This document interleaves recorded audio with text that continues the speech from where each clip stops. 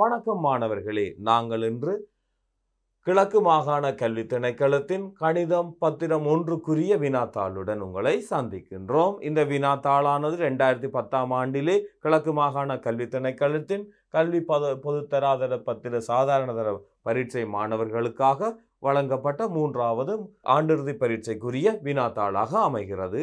இந்த ஆண்டிறுதி பரீட்சை வினாத்தாளானது பத்திரம் 1, பத்திரம் 2 எனும் வகையில் அமைந்துள்ளது. இந்த பத்திரம் 1லே ஏ பகுதி மற்றும் பி பகுதி வினாக்கள் உள்ளடங்கி உள்ளன. பாருங்கள், ஏ பகுதியிலே 25 வினாக்களும் பி பகுதியிலே 5 வினாக்களும் கொண்டதாக இந்த வினாத்தாள் அமைந்துள்ளது. இந்த வினாத்தாளில் உள்ள அனைத்து வினாக்களுக்கும் நீங்கள் விடையளித்தல் வேண்டும். பாருங்கள், இவ்வாறான வினாத்தாள்களின் முதலாவது பக்கத்திலே வினாக்கள் உள்ளடக்கப்படுவதில்லை. அங்கு முழுவதுமாக உங்களுக்கான அறிவுறுத்தல்களாகவே அமையும். பாருங்கள், மாகாண கல்வி திணைக்களம் கிழக்கு மாகாணம் ஆண்டிறுதி பரீட்சை 2019. அதிலே தரம் 11க்கான கணித பாடத்தின் பத்திரம் 1 வினாத்தாள் 2 மணித்தியாலத்துக்குரியது. இதிலே நீங்கள் சுட்டெண்ணை எழுதுவீர்கள். அதனை நோக்குனர் உறுதிப்படுத்துவர். அப்போ முதலாவது பக்கத்தில் நீங்கள் ஒரே ஒரு இடத்தில் மாத்திரமே நீங்கள் உங்களுடைய பெயரிட சுட்டெண்ணை எழுதி கொள்ளுவீர்கள். இந்த வினாபத்திரம் தொடர்பான அறிவுறுத்தல்கள் இங்கே இடது புறத்தில் உங்களுக்கு தரப்படும். பாருங்கள், இவ்வினாத்தாள் 8 பக்கங்களை கொண்டுள்ளது. இப்பக்கத்திலும் 3ஆம் பக்கத்திலும் குறித்த இடங்களிலும் அது சுட்டெண்ணை திருத்தமாக எழுதவும். எல்லா வினாக்களுக்கும் இவ்வினாத்தாளிலேயே விடை எழுதுக. அதாவது பத்திரம் 1ல் உள்ள அனைத்து வினாக்களுக்கு நீங்கள் அந்த வினாத்தாளிலேயே மாத்திரம் படிமுறைகளுடன் விடைகளை நீங்கள் எழுதி கொள்ளுதல் வேண்டும். விடைகளை எழுதுவதற்கும் அவ்விடைகளை பெற்ற விதத்தை காட்டுவதற்கும் ஒவ்வொரு வினாவுக்கு கீழேயும் விடப்பட்டுள்ள இடத்தை பயன்படுத்துக. வினாக்களுக்கு விடை எழுதும் போது உரிய படிமுறைகளையும் சரியான அலகுகளையும் காட்டுக. கீழ்குறிக்கப்பட்டவாறு புள்ளிகள் வழங்கப்படும். பகுதி ஏயில் ஒவ்வொரு வினாவின் சரியான விடைக்கும் 2 புள்ளிகள் வீதமும், பகுதி பியில் ஒவ்வொரு வினாவின் சரியான விடைக்கு 10 புள்ளிகள் வீதமும் வழங்கப்படும். செய்ய வேலைகளுக்காக வெற்றுத்தாள்களை பெற்றுக்கொள்ளலாம். ஆகவே பாருங்கள், நாங்கள் இங்கே ஒவ்வொரு வினாக்களையும் நாங்கள் பகுதி பகுதியாக நோக்க உள்ளோம். முதலில் பாருங்கள், 2வது பக்கத்தில் பகுதி ஏ வினாக்கள் 5, அடுத்தடுத்த பக்கங்களில் பாருங்கள் 3ஆம் 4ஆம் பக்கங்களில் 6 தொடக்கம் 14 வரையான வினாக்களும் அவற்றிற்கான விடைகள் எழுதுவதற்குரிய இடைவெளிகளுடன் காணப்படுகின்றன. அடுத்து 15 தொடக்கம் 23 வரையான வினாக்கள் 5ஆம் மற்றும் 6ஆம் பக்கங்களிலும், அடுத்து பாருங்கள் 25 மற்றும் 24 வினாக்களுடன் பகுதி பி வினாக்களும் உங்களுக்கு இங்கே தரப்பட்டுள்ளன. இந்த பகுதி பியில் உள்ள 1, 2, 3, 4, 5 ஆகிய வினாக்கள் இங்கே உங்களுக்கு பகுதி பகுதியாக இங்கே தரப்படும். ஒவ்வொரு வினாவும் பொருத்தமான விடைகளை எழுதுவதற்கு இடைவெளிகளை விடப்பட்டு தரப்படும். எனவே நீங்கள் அந்த இடைவெளிகளில் சரியான விடைகளை உரிய படிமுறைகளுடன் அளித்துக் கொள்ளுவீர்கள். ஆகவே நாங்கள் இந்த பத்திரம் 1 வினாத்தாளின் ஏ பகுதி வினாக்களை முதலில் நோக்குவோம். ஆகவே எமது இந்த 2019 கிழக்கு மாகாண கல்வி திணைக்களத்தின் முதலாவது வினாத்தாளின் பகுதி 1 ஏ வினாவை பார்ப்போம். முதலாவது வினாவை அடுத்து நாங்கள் நோக்குவோம். முதலாவது வினா பாருங்கள், 4ல் 3ஐ தசம எண்ணாக எழுதுக. தசம எண்ணாக மாற்றுவோம் 4ல் 3ஐ. அதாவது பாருங்கள், நாங்கள் இந்த 4ல் 3னை தசம எண்ணாக மாற்றப் போகிறோம். பின்னங்களை நாங்கள் தசமங்களாக மாற்றுவதற்காக தொகுதி எண்ணை பகுதி எண்ணால் வகுப்போம். அதாவது இந்த தொகுதி எண் 3னை பகுதி எண் 4னால் வகுப்போம். பாருங்கள், 4னால் வகுக்கும் போது 3னுள் அடங்காது, 0னுள் 7 28, மீதி 2 20னுள் 5 20, அதாவது 0.75 என்ற வகையில் நாங்கள் இந்த பின்னத்தை தசமமாக மாற்றலாம். அல்லது பகுதி எண்ணை 100ஆக மாற்றுவதன் மூலமும் தசமமாக மாற்ற முடியும். பாருங்கள், 4ல் 3ஐ 100ஆக்குவதற்கு 25ஆக இருக்கும். 10, 100, 1000 என்ற வகையில் நாங்கள் பகுதி எண்களை ஆக்குவதன் மூலம் தசமமாக மாற்றுவது சுலபம். ஆகவே இது 100ல் 75 ஆகிறது 0.75. நேரடியாக இங்கே நாங்கள் 2 புள்ளிகளை பெற்றுக்கொள்ளுவோம். இது முதலாவது வினா. 2வது வினாவை பாருங்கள், 2.5 கிலோகிராமை நாங்கள் கிராமில் எழுதுவோம். பாருங்கள், இப்போது 2.5 கிலோகிராம், 1 கிலோகிராமில் 1000 கிராம். ஆகவே 2.5 தர 1000 கிராம். 1000னால் பெருக்கும் போது 3 தசமதானங்கள் பின்னோக்கி நகருவோம். ஆகவே பாருங்கள், ஒரு தசமதானம் இன்னும் 2 சேர்க்கும்போது 2500 கிராம். 1000 பெருக்கி நாங்கள் இப்போது 2500 கிராம் என்பதை நாங்கள் கண்டு கொண்டுள்ளோம். 2 கிலோவில் 2000 கிராம், 500 கிராமில் அவை 2500 2500. இங்கே நீங்கள் நேரடியாக விடையளிப்பினும் 2 புள்ளிகளை பெற்றுக்கொள்ளுவீர்கள். இது இரண்டாவது வினா. மூன்றாவதை பாருங்கள். இங்கே பாருங்கள், சுருக்குக 5 ஆக 3 சக 3 ஆக 3. இது அட்சர கணித பின்னங்கள். அவை அட்சர கணித பின்னங்களின் பகுதி எண்களை நாங்கள் நோக்குவோம். கூட்டல் கழித்தலின் போது அவை 2x ஆக 3 ஆக 3 இருப்பதால் பகுதிகள் சமனாகியால் நாங்கள் 2x ஆக 3 ஆகவே 5 சக 3 என எழுதலாம். 5 3 8, 8 கீழ் 2x ஆக 3. பாருங்கள், மிக இலகுவாக நாங்கள் 5 3 8 ஆக 8 கீழ் 2x ஆக 3 தான். நாங்கள் பாருங்கள், இந்த மூன்றாவது வினாவை நாங்கள் சுருக்கியுள்ளோம். பகுதி எண்கள் சமனாகியால் நாங்கள் நேரடியாக நாங்கள் எழுதி கூட்ட முடியும். 5 3 8, இதற்கு 2 புள்ளிகள். அடுத்து பார்ப்போம் நாங்கள் நான்காவது வினாவை. நான்காவது வினா பாருங்கள், இது ஒரு செங்கோண முக்கோணி. இந்த செங்கோண முக்கோணியின் அகக்கோணங்கள் பாருங்கள், ஒரு கோணம் செங்கோணம், ஏனையவை 2x மற்றும் x என தரப்பட்டுள்ளன. ஆக இந்த அகக்கோணங்கள் மூன்றினதும் கூட்டுத்தொகை 180 பாகை ஆகும். ஆக இது 90 சக 2x சக 2x தான் 180 பாகை. இவை அகக்கோணங்களின் கூட்டுத்தொகை. முக்கோணி ஒன்றின் அகக்கோணங்களின் கூட்டுத்தொகை 180 பாகை ஆகும். பாருங்கள், 90 2x உடன் x நாங்கள் கூட்டினால் 3x, 90 சக 3x தான் 180. ஆகவே 3x நாங்கள் காணலாம். 180 இந்த 90 நாங்கள் கழிப்போம். 3x சமன் 90. ஆகவே 3 வகுப்போம். x சமன் 30 பாகை. பாருங்கள், இப்போது நாங்கள் x-இன் பெருமானத்தை கண்டுள்ளோம். அதற்காக முக்கோணி ஒன்றின் அகக்கோணங்களின் கூட்டுத்தொகை 180 என எடுத்து அந்த 3 அகக்கோணங்களையும் கூட்டும் போது 180க்கு சமப்படுத்தி நாங்கள் இப்போது x-ஐ கண்டுள்ளோம். இங்கே தொடர்பினை எழுதுவதற்கு ஒரு புள்ளியும் x-ஐ காண்பதற்கு ஒரு புள்ளியுமாக 2 புள்ளிகள். இது நான்காவது வினா. நாங்கள் இப்போது ஐந்தாவது வினாவை பார்ப்போம். காரணி காண்க. 144 சாய x வர்க்கம் y வர்க்கம். பாருங்கள், இது 2 வர்க்க வித்தியாசமாக எழுதலாம். ஏனெனில் 144 என்பது 12இன் வர்க்கமாகும். பாருங்கள், மிக இலகுவாக இது 12இன் வர்க்கம், இது xy முழுவதன் வர்க்கம் என எழுதலாம். 144 என்பது 12இனுடைய வர்க்கம், x வர்க்கம் y வர்க்கம் என்பது xy முழுவதன் வர்க்கம். ஆகவே இப்போது பாருங்கள், 12 சாய xy 12 சக xy வர்க்க வித்தியாசம் எனில் ஒரு தடவை கூட்ட முடியும். 12உடன் xy கூட்டுவோம், மற்றது 12இலிருந்து xy கழிக்கிறோம். ஆகவே நாங்கள் வர்க்க வித்தியாசங்களை ஒரு தடவை கூட்டல் மற்றும் கழித்தல் என்னும் வகையில் எழுதலாம். இது உங்களுக்கான ஐந்தாவது வினா. இங்கே நாங்கள் வர்க்க வித்தியாசமாக எழுதுவதற்கும் காரணியாக எழுதுவதற்கும் ஒவ்வொரு புள்ளிகள். இது நமது வினாத்தாளின் ஐந்தாவது வினா. அடுத்து பார்ப்போம் ஆறாவது. வர்க்கமூலம் 17 சமன் 4.1 ஆயின் வர்க்கமூலம் 68இன் பெருமானத்தை காண்க. வர்க்கமூலம் 68 எனும் போது அதனை நாங்கள் எழுத முடியும். பாருங்கள், 17இன் மடங்காக வருமா? ஆம், 4 தர 17, 4 28, 8 எழுது 2 மீதி 4 4 2 6. 4 தர 17 என இதனை எழுதலாம். 4னது வர்க்க மூலம் 2 ஆகையால் இதனை 2 சேடு 17 என எழுதுவோம். ஆனால் இப்போது 17னது வர்க்க மூலம் 4.1 ஆகும். ஆகவே நாங்கள் இப்போது 2 தர வர்க்கமூலம் 17 4.1 ஆகும். ஆகவே 1 2 4 8 8.2 1 2 ஈர் 4 8 என்ற வகையில் 8.2 என எழுத முடியும். பாருங்கள், முதலில் நிறைவர்க்க எண்ணொன்றின் பெருக்கமாக எழுதினோம். அப்போதுதான் எங்களுக்கு அந்த 17 கிடைத்தது. அந்த 17இன் வர்க்க மூலம் எங்களுக்கு தெரியும் 4.1. ஆகவே அதனை பிரதியீடு செய்து 8.2 என கண்டுள்ளோம்.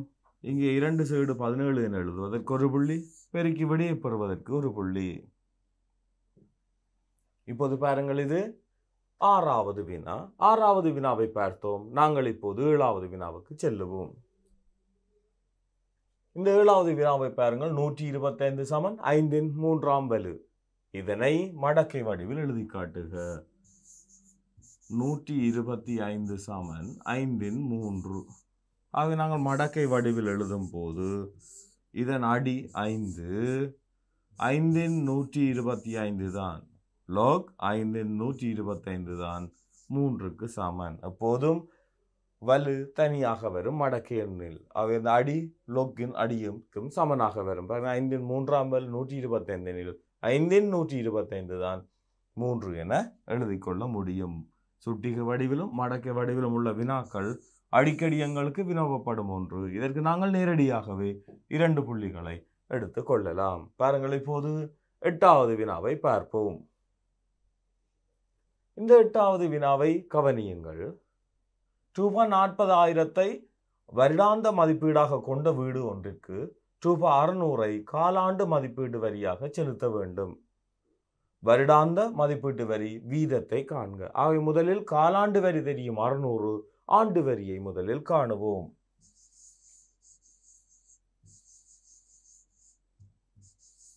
ஆண்டு வரி பாருங்கள், 600 தர 4. ஆகவே அது ரூபாய் 0.06424 2400 ரூபாய் ஆண்டு வரி. இந்த ஆண்டு வரி 2400 ரூபாயானது இந்த 40,000 ரூபாய் மதிப்பீடாக கொண்ட அந்த வீட்டுக்கு. ஆகவே வரி மதிப்பீட்டு வரி வீதமானது வரி சதவீதம்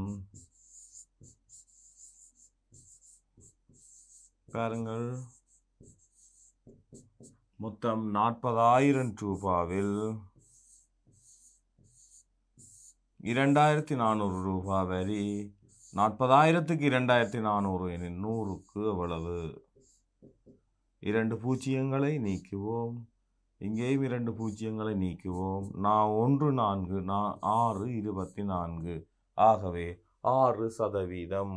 அறவிடப்படும் வரி சதவீதம் 6% ஆகும். இது பாருங்கள், காலாண்டு வரி 600 எனில் ஆண்டு வரியை கண்டோம்.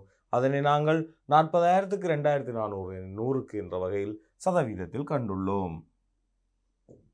இங்கே பாருங்கள், இந்த சமன்பாட்டை எழுதுவதற்கு ஒரு புள்ளி, விடையை காண்பதற்கு ஒரு புள்ளியாக 2 புள்ளிகள். இது 8வது வினா. அடுத்து நாங்கள் 9வது வினாவை பார்ப்போம். சுருக்குக 2 LG 5 சக 3 LG 2 சய LG 2. ஆகவே இது மடக்கைகள் கொண்ட ஒரு கோவை. நாங்கள் பாருங்கள், இந்த பெருக்கங்களை வலுக்களாக எழுதுவோம். ஆகவே பாருங்கள், LG 5 2 சக LG 2 3 சய LG 2. அடுத்து பார்ப்போம். பாருங்கள், LG 5 வர்க்கம் 25 சக இது 2 கனம் 8 சய LG 2. மடக்கையில் கூட்டும் போது தனித்தனி கூட்டலாக வரும்போது நாங்கள் அங்கே பெருக்கமாக எழுதலாம். தனியே கழிக்கும் போது அதை வகுத்தலாக எழுதலாம். ஆகவே LG 25 தர 8ன் கீழ் 2. அவை பாருங்கள், இங்கே சுருக்குவோம். 2 4. ஆகவே அது LG 100. LG 100 என்பது 10 2. ஆகவே விடை 2. பாருங்கள், மிக இலகுவாக நாங்கள் அங்கே வலுக்களாக எழுதி பின்னர் கூட்டும் போது பெருக்கினோம், கழிக்கும் போது பிரித்தோம். அவ்வாறு பிரிக்கும் போது பாருங்கள், 8ற்குள் 2 4 முறை 25 4 100 ஆகையால் 100 என்பது 10 ஆகவே விடை 2. இங்கே இவற்றினை மடக்கை வாய்பாடு மடக்கை விதிகளை பயன்படுத்துவதற்கு ஒரு புள்ளியும் விடை 2 என காண்பதற்கு ஒரு புள்ளியுமாக நாங்கள் இங்கு 2 புள்ளிகளை பெற்றுக்கொண்டோம். இது 9வது வினா. நாங்கள் இப்போது 10வது வினாவை பார்ப்போம். 10வது வினாவை கவனியுங்கள். படித்திறன் 2 ஆகவும் 0 எனும் புள்ளியினூடாகவும் செல்லும் நேர்கோட்டின் சமன்பாட்டை எழுதுக. அப்ப பாருங்கள், படித்திறன் 2 m = 2. படித்திறனும் வெட்டு துண்டும் தெரியும் போது நேர்கோட்டின் சமன்பாட்டை எழுதலாம். 0 எனும் புள்ளியினூடாக செல்லும் போது அங்கே பாருங்கள், எக்ஸால் ஒரு 0. எக்ஸால் ஒரு 0 எனில் அது வையச்சில் உள்ள ஒரு புள்ளி. வையச்சை இடைவெட்டும் புள்ளிதான் வெட்டுத்துண்டு. அதன் வையால் கூறு -3, வெட்டுத்துண்டு -3 ஆகும். ஆகவே நாங்கள் இப்போது y = mx c எனும் வடிவில் இந்த நேர்கோட்டின் சமன்பாட்டை எழுதுவோம். y = 2x sin3. பாருங்கள், மிக இலகுவாக y = 2x sin3 எனும் வடிவில் இந்த சமன்பாட்டை எழுதியுள்ளோம். படித்திறன் 2 வெட்டுத்துண்டை காண்பதற்கு ஒரு புள்ளி, சமன்பாட்டை காண்பதற்கு ஒரு புள்ளி, மொத்தமாக 2 புள்ளிகள். இது 10வது வினா. அடுத்து பார்ப்போம் நாங்கள் 11வது வினாவை. 11வது வினாவை பாருங்கள். 9 மனிதர்கள் 4 நாட்களில் பூர்த்தி செய்யக்கூடிய வேலையை 3 நாட்களில் முடிப்பதற்கு எத்தனை மனிதர்கள் தேவை? 9 மனிதர்கள் 4 நாட்களில் பூர்த்தி செய்வது. ஆகவே வேலையின் அளவு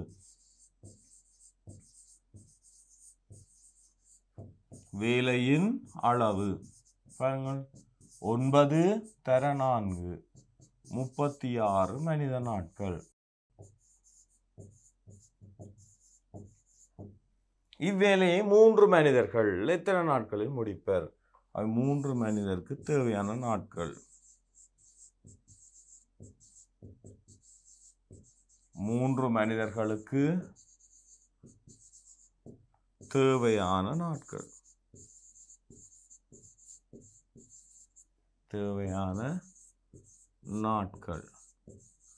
பாருங்கள், 36ஐ 3ஆல் வகுப்போம். ஆகவே 12 நாட்கள். நாங்கள் பாருங்கள், முதலில் மொத்த வேலையின் அளவை கண்டோம். 9 × 4 9 மனிதர்களுக்கு 4 நாட்கள் எடுக்கும். ஆகவே நாங்கள் 36. அதனை 3 மனிதர்கள் செய்ய வேண்டும் எனில் 36 × 3 12 நாட்கள் எடுக்கும். ஆகவே பாருங்கள், இந்த 36 என்பதை காண்பதற்கு ஒரு புள்ளி, அதனை 3ஆல் வகுத்து 12 என்பதை காண்பதற்கு ஒரு புள்ளியாக மொத்தம் 2 புள்ளிகள். இது 11வது வினா. சரியா மாணவர்களே? 12வது வினாவை பார்ப்போம். இப்போது பாருங்கள், 12வது வினா. உருவில் ABC மற்றும் ADC ஆகிய இரு முக்கோணிகள் பக்கம், கோணம், பக்கம் எனும் சந்தர்ப்பத்துக்கு ஏற்ப ஒருங்கி செய்வதற்கு சமனாக இருக்க வேண்டிய பக்கச்சோடிகளை எழுதுக. அப்ப பாருங்கள், இதிலே இந்த ABC மற்றும் ADCக்கு பொதுவான ஒரு பக்கம் உள்ளது AC. அதை விட பாருங்கள், இவை சமாந்தரமாதலால் இவ்விரு கோணங்களும் சமனாகும் ஒன்று விட்ட கோணம். அப்போ ஒரு பக்கம் ஒரு கோணம் சமன். பக்கம் கோணம் பக்கம் எனும் போது எஞ்சி உள்ள இன்னொரு பக்கம் சமனாக இருக்க வேண்டும் எனில் பக்கம் கோணம் பக்கங்களுக்கு பாருங்கள், அங்கே அந்த கோணம் அடை கோணமாக இருக்க வேண்டும். அந்த இரு பக்கங்களால் அமைகின்ற அந்த கோணம்தான் அடை கோணம் என கூறுவோம். இங்கே பொது பக்கம் AC. அப்போ ஏசி ஒரு புயமாக இருக்கும் கோணம் தான் இந்த DAC. ஆகவே மற்ற புயமான இந்த DADயும் BCயும் தான் சமனாக இருத்தல் வேண்டும். அந்த ADயும் BCயும் சமனாக இருக்கும் போதுதான் அவ்விரு முக்கோணிகளும் பக்கம் கோணம் பக்கம் என்ற ரீதியில் அவை ஒருங்கி செய்யும். இந்த பக்கமும் இந்த பக்கமும் சமனாக இருக்கும். அதேவேளை ஏசியானது பொது பக்கம். இந்த கோணங்கள் பாருங்கள், Z வடிவில் வருகின்றன, ஒன்று விட்ட கோணங்கள். ஆகவே அவர்கள் சமனாகும். ஆகவே பக்கம் கோணம் பக்கம் என்ற ரீதியில் ஒருங்கி செய்வதற்கு அந்த பக்கச்சோடியாக BCயும் ADயும் சமனாக இருத்தல் வேண்டும். BCயும் ADயும் சமனாக இருக்கும் பட்சத்தில் தான் இது பக்கம் கோணம் பக்கம் என்ற ரீதியில் ஒருங்கி செய்யும். இங்கே நாங்கள் பிசி சமன் ஏடி எனும் காண்பதற்கு 2 புள்ளிகள். இங்கே பொது பக்கம் 1, மற்றது ஒன்றுவிட்ட கோணங்களின்படி அந்த கோணம். ஆகிய அந்த கோணத்தை ஆக்குவதற்கு பயன்படுத்தப்பட்ட அந்த கோணத்தை ஆக்கும் புயங்களில் ஒன்றான ஏடியும் பிசியும் தான் அங்கே சமனாக இருத்தல் வேண்டும். ஏனெனில் பக்கம் அடைகோணம் பக்கம் என்ற ரீதியில் அவை ஒருங்கி செய்யும். இது 12வது வினா. 13வது வினாவை கவனியுங்கள். மாறா கதியில் செல்லும் மோட்டார் வண்டி ஒன்று 15 நிமிடங்களில் 18 கிலோமீட்டர் தூரத்தை கடக்குமாயின் அதன் கதி மணித்தியாலத்துக்கு எத்தனை கிலோமீட்டர் என காண்க. அப்ப பாருங்கள், 15 நிமிடங்களில்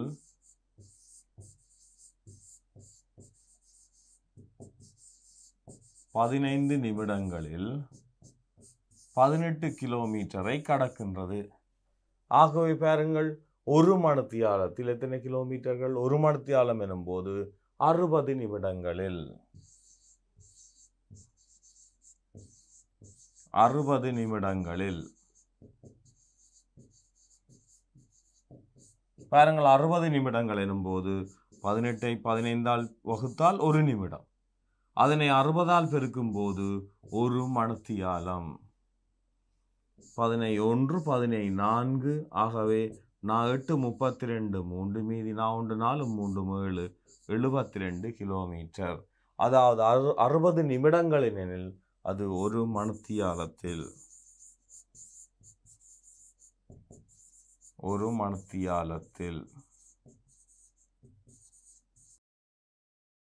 ஆகவே பாருங்கள், ஒரு மணித்தியாலத்தில் 72 கிலோமீட்டர் ஆகையால் அதன் கதி 72 கிலோமீட்டர் per hour. பாருங்கள், மிக இலகுவாக நாங்கள் முதலில் 15 நிமிடங்களில் 18 கிலோமீட்டர் ஆகையால் ஒரு மணித்தியாலத்துக்கு எவ்வளவு என்பதை காண இந்த சமன்பாட்டை எழுதினோம். பின்னர் சுருக்கி 72 கிலோமீட்டர் per hour காண்டோம். ஆகவே மொத்தமாக 2 புள்ளிகள். அவை பாருங்கள், இது 13வது வினா. 14வது வினாவை பார்ப்போம். x4 முழுவதன் கனத்தை விரித்து எழுதுக. x4 முழுவதன் கனம் என்பது பாருங்கள், a/b முழுவதன் கனத்தின் விரிவு மிக இலகுவாக நாங்கள் எழுதலாம். a/3 3 மடங்கு a வர்க்கம் b சக 3 ab வர்க்கம் b கனம் எனும் வடிவில் நாங்கள் எழுதுவோம். இங்கே பாருங்கள், x4 முழுவதன் கனம் எனும் போது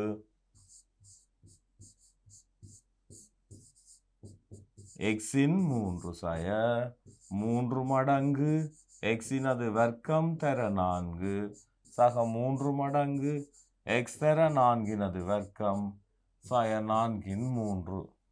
ஆக பாருங்கள், இங்கே x-இன் 3 முன்னாங்கு 12 x வர்க்கம். இப்போது பாருங்கள், 4-இன் அது வர்க்கம் 16 16 3 48 x 4-இன் அது கனம் 64. பாருங்கள், a/b முழுவதன் கனத்தின் விரிவை பயன்படுத்தி x4 முழுவதன் கனத்துக்குரிய விரிவை நாங்கள் எழுதி சுருக்கி எழுதியுள்ளோம். ஆகவே பாருங்கள், a/b முழுவதன் கனம் a கனம் சய 3 a வர்க்கம் b சக 3 ab வர்க்கம் சய b கனம் எனும் வடிவில் நாங்கள் எழுத முடியும். இங்கே விரிவினை எழுதுவதற்கும் அவற்றை சுருக்கி விடையை காண்பதற்கும் ஒரு புள்ளியாக 2 புள்ளிகள். அது பாருங்கள், இந்த 14வது வினாவை பார்த்துள்ளோம். அடுத்து 15வது வினாவை பார்ப்போம். 15வது வினாவை கவனியுங்கள். உருவில் நிழற்றப்பட்டுள்ள பிரதேசத்தை தொடை வடிவில் எழுதி காட்டுக. இங்கே பாருங்கள், இந்த பிக்குரிய தனியான பிரதேசம் மாத்திரம் நிழற்றப்பட்டுள்ளது. பாருங்கள், ஏ தவிர்ந்த பிக்குரிய பிரதேசம் மாத்திரமே நிழற்றப்பட்டுள்ளது. பி எனும் பிரதேசம் முழுமையாக அல்லாமல் ஏ தவிர்ந்த பிரதேசம் தான் நிழற்றப்பட்டுள்ளது. அப்ப ஏ தவிர்ந்த பிரதேசம் எனும் போது ஏ இனது நிரப்பி, அந்த ஏ இனது நிரப்பியில் பி குறிய பிரதேசமாகையால் ஏ நிரப்பி இடைவெட்டு பி எனும் பிரதேசமே இங்கு நிழற்றப்பட்டுள்ளது. ஏயின் நிரப்பியுடன் பிக்குரிய பிரதேசம் தான் இங்கு நிழற்றப்பட்டுள்ளது. ஆகவே இதற்கு 2 புள்ளிகள். ஆகவே மாணவர்களை பாருங்கள், இது 15வது வினா. நாங்கள் இப்போது 16வது வினாவை பார்ப்போம். 16வது வினாவை பாருங்கள். 24 சென்டிமீட்டர் சுற்றளவை கொண்ட சதுரம் ஒன்றின் பரப்பளவை காண்க. அப்ப பாருங்கள், ஒரு சதுரத்தின் சுற்றளவு 24 சென்டிமீட்டர். சதுரம் எனும் போது 4 பக்கங்களும் சம. ஆக அதன் சுற்றளவு 4 தர ஏ 4 ஆக இருக்கும். அந்த 4a தான் 24 சென்டிமீட்டர். இதிலிருந்து ஒரு பக்க நீளத்தை காண 4ஆல் வகுப்போம். ஆகவே a சமன் 6/24. ஆகவே a சமன் 6 சென்டிமீட்டர். ஆகவே இதன் பரப்பளவு 6 தர 6 நீளம் தர நீளம் 36 சதுர சென்டிமீட்டர். பாருங்கள், மிக இலகுவாக நாங்கள் 24 சென்டிமீட்டர் சுற்றளவை கொண்ட சதுரம். ஆக அது ஒரு பக்க நீளத்தின் 4 மடங்கு தான் அதன் சுற்றளவு. ஆக 4a தான் 24. ஆக a சமன் 6. 6 என்பது ஒரு பக்க நீளமாகையால் அதன் பரப்பளவு 6 தர 6 6 36 சதுர சென்டிமீட்டர் என்பதை கண்டுள்ளோம். இங்கே அதன் ஒரு பக்க நீளத்தை காண்பதற்கு ஒரு புள்ளி, அது 6 சென்டிமீட்டர். பின்னர் அதனை பெருக்கி பரப்பளவை காண்கிறோம். 6 36 என எழுதியுள்ளோம். அதற்கு ஒரு புள்ளியாக மொத்தம் 2 புள்ளிகள். இது 16வது வினா. 17வது வினாவை பார்ப்போம். 17வது வினாவை கவனியுங்கள். இங்கே உருவில் தரப்பட்டுள்ள முக்கோணியில் தரப்பட்டுள்ள தரவுகளுக்கு அமைய எக்ஸின் பெருமானத்தை காண்க. இங்கே பாருங்கள், இங்கே ஒரு செங்கோண முக்கோணி தரப்பட்டுள்ளது.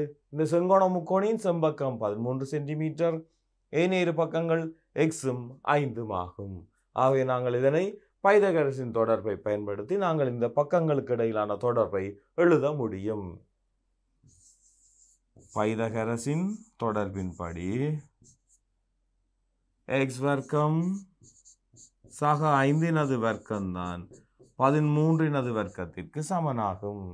ஆகவே பாருங்கள், இங்கே எக்ஸ் வர்க்கம்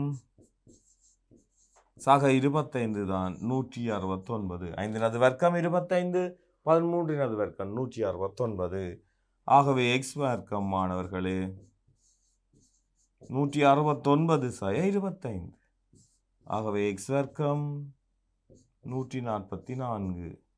எக்ஸ் வர்க்கம் 144. ஆகவே எக்ஸ் ஆனது வர்க்கமூலம் 144, அதுதான் 12 சென்டிமீட்டர். நீளமானது மறைப்பெருமானத்தை எடுக்காது என்பதால் நாங்கள் எக்ஸ் ஆனது 12 சென்டிமீட்டர் என்பதை நாங்கள் நேரடியாக எழுதுவோம். 12 144 ஆகும். இங்கே நாங்கள் பைதகரசின் தொடர்பை கொண்டு எழுதுவதற்கு ஒரு புள்ளியும் எக்ஸ் சமன் 12 சென்டிமீட்டர் என்பதை காண்பதற்கு ஒரு புள்ளியுமாக மொத்தம் 2 புள்ளிகள். நாங்கள் இங்கே இந்த செங்கோண முக்கோணியின் 3 பக்கங்களுக்கு இடையிலான தொடர்பை காண்பதற்கு பைதகரசின் தொடர்பை பயன்படுத்தினோம். அடுத்து 18வது வினா. மாணவர்களே, இங்கே பாருங்கள், 18வது வினாவை எக்ஸ் சமன் 2 y சமன் 3 ஆயின் எக்ஸ் வர்க்கம் சக 2yன் பெருமானத்தை காண்க. அப்ப பாருங்கள், எக்ஸ் 2 y 3. பாருங்கள், எக்ஸ் வர்க்கம் சக 2y எக்ஸ் ஆனது 2. ஆகவே 2 வர்க்கம் சக 2 மடங்கு y 2 மடங்கு 3 y ஆனது 3. 2 வர்க்கம் எனில் 2 4 சக 3 6. இப்போ 4 சக 6 10. பாருங்கள், மிக இலகுவாக எக்ஸுக்கு பதிலாக 2ஐ நாங்கள் பிரதியிடுகிறோம். ஆகவே எக்ஸ் வர்க்கம் 2 வர்க்கம். வையிற்கு பதிலாக 3ஐ பிரதியிடும் போது 2 தர 3 6. ஆகவே 4 மாறும் 10. இங்கே பிரதியிட்டு சுருக்குகிறோம் ஒவ்வொரு புள்ளி. இது 18வது வினா. ஆகவே நாங்கள் பாருங்கள், அடுத்து 19வது வினாவை பார்ப்போம். 3x வர்க்கம் 2xy 6xy வர்க்கத்தின் பொமசியை காண்க. மிக இலகுவான ஒரு வினா. பாருங்கள், 3x வர்க்கம்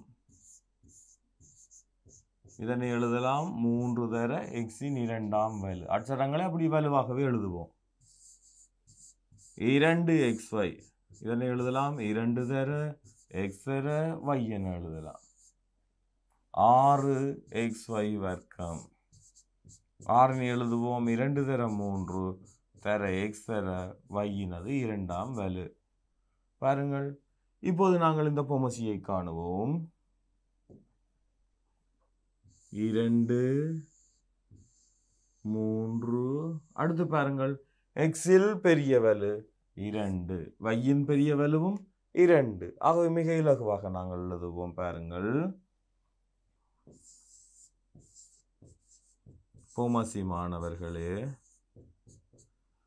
2 தர 3, அதை விட எக்ஸின் பெரிய வலு எக்ஸின் 2, வையின் பெரிய வலு வையின் 2, அவை 3 6 எக்ஸ் வர்க்கம் y வர்க்கம் என்ற வகையில் வரும். பாருங்கள், மிக இலகுவாக 3 6 எக்ஸின் 2 வையின் 2, மிக இலகுவாக நாங்கள் பாருங்கள் 6 எக்ஸ் வர்க்கம் y வர்க்கம் என பெற்றுள்ளோம்.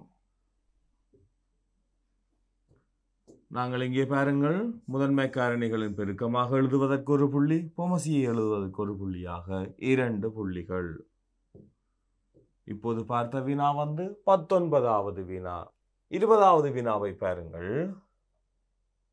1 4 7 எனும் எண்கோலத்தின் பொது உறுப்பை எழுதுக. அப்ப பாருங்கள், 1 4 என்றவாறு செல்கிறது ஒரு கோலம். இதன் முதலாம் உறுப்பு 1. அடுத்து பொது வித்தியாசம் பாருங்கள், 4 1 3. அடுத்து வரும் உறுப்புகள் கிடையான வித்தியாசம் சமன். நாங்கள் பொது உறுப்பு எனும்போது அங்கே என் சார்பில் நாங்கள் எழுத உள்ளோம். ஆகவே பொது உறுப்பு எனும்போது நாங்கள் என் சார்பில் எழுதுவோம். ஆகவே என்னாவது உறுப்பு tn சமன் a சக n சாய ஒரு d என நாங்கள் எழுதி கொள்ள முடியும். இங்கே tn ஆனது பொது உறுப்பு, a தெரியும் 1, n சாய 1, n சார்பில் தான் நாங்கள் எழுத போறோம் d 3. அடைப்பினை நீக்குவோம். பாருங்கள், 1 சக 3 தர n 3n சாய 3 3. ஆகவே tn ஐ நாங்கள் எழுதி கொள்ளலாம். 3n 1 3 போனால் சாய 2, 1 3 கழித்தால் அது மற 2. ஆகவே பொது உறுப்பு tn ஆனது 3n சாய 2 எனும் வடிவில் பெறப்பட்டுள்ளது. ஆகவே பாருங்கள், நாங்கள் a1 d3 என்பதை நாங்கள் எண்ணாம் உறுப்பில், அதாவது tnக்குரிய கோவையில் பிரதியீடு செய்து என் சார்பில் இந்த பொது உறுப்பை நாங்கள் கண்டுள்ளோம். ஆகவே பாருங்கள், நாங்கள் இங்கே a&d காண்பதற்கு ஒரு புள்ளி, பொது உறுப்பை எழுதுவதற்கு ஒரு புள்ளியாக 2 புள்ளிகள். இது 20வது வினா. அடுத்து 21வது வினாவை பார்ப்போம். 2x ஆய 1 பெரிது அல்லது சமன் 5 எனும் சமநிலையை தீர்த்து அதன் தீர்வை எண்கோட்டில் குறித்து காட்டுக. அவை பாருங்கள், நாங்கள் இப்போது 2x ஆய 1 பெரிது அல்லது சமன் 5 எனும் சமநிலையை தீர்ப்போம். பாருங்கள், 2x ஆய 1 பெரிதல்லது சமன் 5. அவை பாருங்கள், இங்கே 2x இருபுறமும் ஒன்றை கூட்டுகிறோம், 5 சக 1. 2x பெரிதல்லது சமன் 6, 2 வகுப்போம். x பெரிது அல்லது சமன் 3. இப்போது நாங்கள் இதனை எண்கோடு ஒன்றினை வரைந்து அதிலே குறிக்க உள்ளோம். பாருங்கள், எண்கோட்டை வரைந்துள்ளோம். இதிலே இப்ப x ஆனது 3ஐ விட பெரிது. ஆகவே பாருங்கள், இப்போது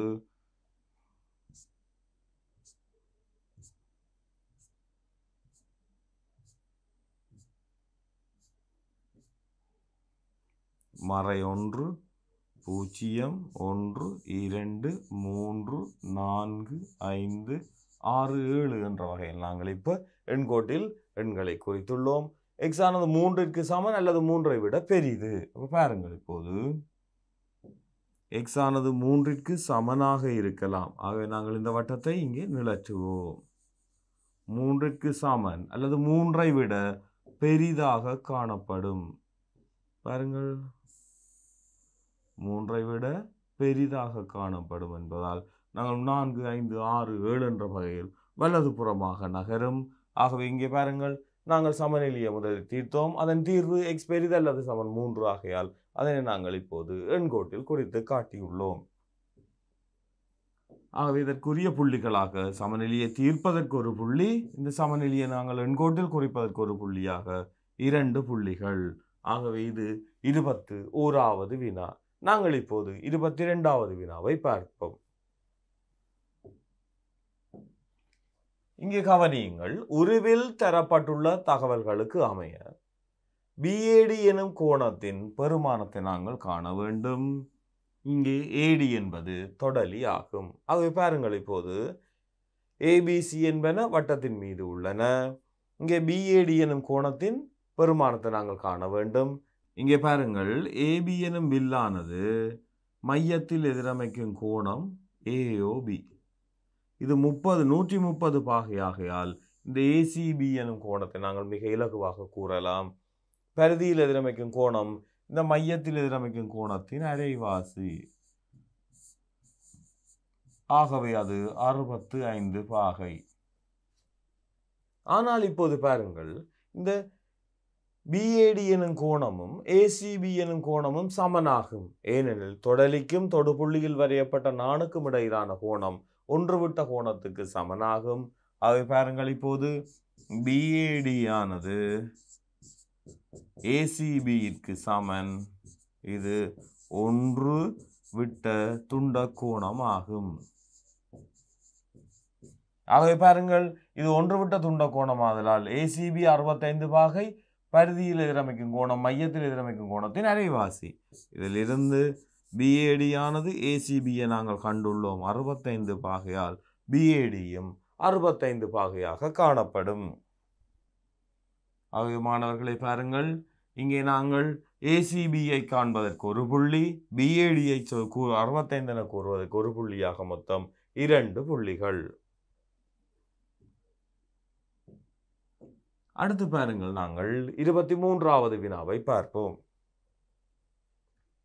23வது வினாவை கவனியுங்கள். உருவில் ஏபி சமன் 6 சென்டிமீட்டர். ஏபி 6 எனில் எக்ஸ் நடுப்புள்ளி 3 3, ஏசி 8 சென்டிமீட்டர். ஆகவே 4 4. முக்கோணி ஏஎக்ஸ்ஒயின் சுற்றளவு 12 சென்டிமீட்டர். இந்த ஏஎக்ஸ்ஒயின் சுற்றளவானது 12 சென்டிமீட்டர். பாருங்கள், மிக இலகுவாக 3 4 7 7 5 12, ஏனெனில் அதன் சுற்றளவு 12 ஆகையால் 7 7உடன் நாங்கள் இந்த 5ஐ கூட்டுகிறோம். முதலில் பாருங்கள், ஏபி சமன் 6 சென்டிமீட்டராக இருந்து தரப்பட்டுள்ளது. ஆனால் எக்ஸ் ஆனது நடுப்புள்ளி என தரப்பட்டுள்ளமையால் 3 3. அதே போல் ஏசி 8 சென்டிமீட்டர். ஆகவே ஏவை 4 வைசி 4 ஆக அமையும். பக்கம் பிசியின் நீளத்தை நாங்கள் காண வேண்டும். முதலில் நாங்கள் இதை 5 சென்டிமீட்டர் என கண்டோம். அது ஒரு முக்கோணியின் சுற்றளவு தரப்பட்டுள்ளமையால். இப்போது பாருங்கள், இந்த முக்கோணி ஏபிசியில் ஏஎக்ஸும் எக்ஸ்பியும் சமன் தரவு, ஏவையும் வைசியும் சமன் தரவு. ஆகவே இந்த எக்ஸ்ஒய் ஆனது பிசிக்கு சமாந்தரமாகவும் பிசியின் அரைவாசியாகவும் காணப்படும். ஆகவே பாருங்கள், எக்ஸ்ஒய் ஆனது அரை பிசி அத்துடன் சமாந்தரம், ஏனெனில் நடுப்புள்ளி தேற்றம். இந்த நடுப்புள்ளி தேற்றத்திலே மாணவர்களை பாருங்கள், முக்கோணி ஒன்றின் 2 பக்கங்களின் நடுப்புள்ளிகளை இணைக்கும் நேர்கோடு 3வது பக்கத்துக்கு சமாந்தரமாகவும் அதன் அரைவாசியாகவும் காணப்படும். அவை பாருங்கள், எக்ஸ்ஒய் ஆனது பிசியின் அரைவாசி. ஆனால் எக்ஸ்ஒய் 5 சென்டிமீட்டர் ஆகையால் 5 சமன் அரை பிசி. இருபுறமும் நாங்கள் ஒரு 2 பெருக்குவோம். ஆகவே பிசி ஆனது 2 10. ஆகவே பிசி 10 சென்டிமீட்டர் ஆகும். மிக இலகுவாக நாங்கள் இப்போது பிசியின் நீளத்தை நடுப்புள்ளி தேற்றத்தை பயன்படுத்தி கண்டுள்ளோம். முதலில் இந்த முக்கோணியின் சுற்றளவை காண்பதன் மூலம் எக்ஸ்ஒய்யை கண்டோம். எக்ஸ்ஒயின் 2 மடங்கு தான் பிசி ஆகும். இங்கே இந்த பிசி எக்ஸ்ஒயின் நீளத்தை காண்பதற்கு ஒரு புள்ளி, பிசியின் நீளத்தை காண்பதற்கு ஒரு புள்ளியாக மொத்தம் 2 புள்ளிகள். ஆகவே இது 23வது வினா. அடுத்து நாங்கள் 24வது வினாவை பார்ப்போம். 24வது வினாவை கவனியுங்கள். இங்கே உருவில் ஏபிசிடி ஒரு வட்ட நாட்பக்கல். ஏபிசிடி என்பது ஒரு வட்ட நாட்பக்கல் ஆகும். தரப்பட்டுள்ள தகவல்களுக்கு அமைய கோணம் ஏடிசியின் பெருமானத்தை காண்க. ஏடிசி எனும் இந்த கோணத்தின் பெருமானத்தை காண வேண்டும். ஆனால் பாருங்கள், அதாவது இந்த ஏபிசிடி என்பது ஒரு வட்ட நாட்பக்கல். ஆகவே எதிர்கோணங்கள் மிகை நிரப்பியாக அமையும். இது 3x, இது 2x ஆகையால் 3x ஆக 2x தான் 180க்கு சமனாகும். வட்ட நாட்பக்கலின்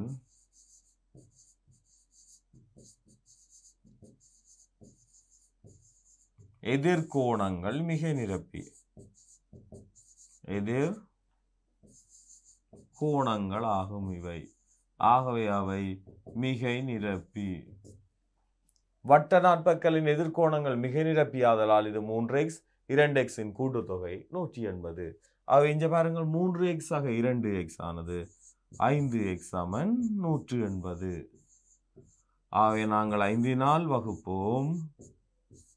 x சமன் 3 15 6 30 36 பாகை. x ஆனது 36 பாகை. நாங்கள் இப்போ எக்ஸினை கண்டவுடன் முடியவில்லை. நாங்கள் பாருங்கள் வினவப்பட்டது ஏடிசி எனும் கோணம். அதை பாருங்கள் ஏடிசி எனும் கோணத்தை நாங்கள் காண வேண்டுமெனில் அது 2x. ஏடிசி எனும் கோணம் 2xற்கு சமனாகும். ஆகவே அது 2 தர 36. அது 72 பாகை. பாருங்கள் மிக இலகுவாக ஏடிசி எனும் கோணம் 72 பாகை என்பதை கண்டுள்ளோம். ஆகவே நாங்கள் பாருங்கள் இதிலே எக்ஸை காண்பதற்கு ஒரு புள்ளியும் ஏடிசி 72 பாகை என்பதை காண்பதற்கு ஒரு புள்ளியுமாக மொத்தம் 2 புள்ளிகள். இது எங்களுக்கான இந்த 24வது வினா. அடுத்து 25வது வினாவை பார்ப்போம். 25வது வினாவை கவனியுங்கள். PQ மற்றும் QR ஆகியன காணியொன்றின் இரு எல்லைகள் ஆகும். இவ்வெல்லைகள் இரண்டிற்கும் சமதூரத்திலும் கியூவில் இருந்து 5 மீட்டர் தூரத்திலும் மின்விளக்கு தூண் ஒன்றை நாட்ட வேண்டி உள்ளது. அத்தூணை நாட்ட வேண்டிய இடத்தை பெரும்படியான அமைவொன்றில் காட்டுக. பாருங்கள், PQ மற்றும் QR ஆகியன காணியொன்றின் இரு எல்லைகள். இவ்வெல்லைகள் இரண்டிலிருந்து சமதூரத்தில். ஆகவே ஒன்றையொன்றில் சந்திக்கும் இரு நேர்கோடுகளிலிருந்து சமதூரத்தில் அசையும் புள்ளியினொழுக்கு அவ்விரு நேர்கோடுகளும் உருவாகும் அந்த கோணத்தின் கோண இருகூறாக்கி ஆகும். அதேவேளை கியூவில் இருந்து 5 மீட்டர் தூரத்தில், அதாவது கியூ எனும் புள்ளியில் இருந்து 5 மீட்டர் எனின் ஒரு புள்ளியிலிருந்து மாறா தூரத்தில் அசையும் புள்ளியினொழுக்கு அது வட்டமாக அமையும். அப்ப நாங்கள் முதலில் இந்த கோண இருகூறாக்கியை வரைவோம். பின்னர் கியூவில் இருந்து 5 மீட்டர் தூரத்தில் ஒரு வட்டவில்லை அமைப்போம். பாருங்கள், முதலில் நாங்கள் கோண இருகூறாக்கியை வரைந்து கொள்ளுவோம்.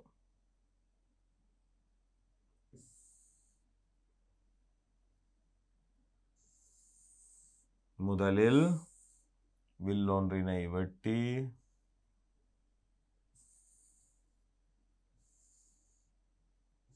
அவை அந்த வில்லானது வெட்டும் புள்ளியில் இருந்து மேலும் இரு விற்களை நாங்கள் வெட்டுகிறோம். அவ்விற்கள் சந்திக்கும் புள்ளியை இந்த கியூவை இணைப்பதன் மூலம் கோண இருகூறாக்கியை நாங்கள் பெற்றுக்கொள்ள முடியும். இது PQ மற்றும் QR என்னும் எல்லைகளிலிருந்து சமதூரத்தில் அசையும் புள்ளியின் ஒழுக்காகும். அடுத்து பாருங்கள், நாங்கள் கியூவில் இருந்து 5 மீட்டர் தூரத்தில் நாங்கள் ஒரு அண்ணளவா பெருமானத்தை தான் நாங்கள் இங்கு எடுக்கலாம். 5 மீட்டர் தூரம் என்பதை எங்களால் எடுக்க முடியாது, ஏனெனில் இது ஒரு பெரும்படி படம். அதை நாங்கள் இலகுவாக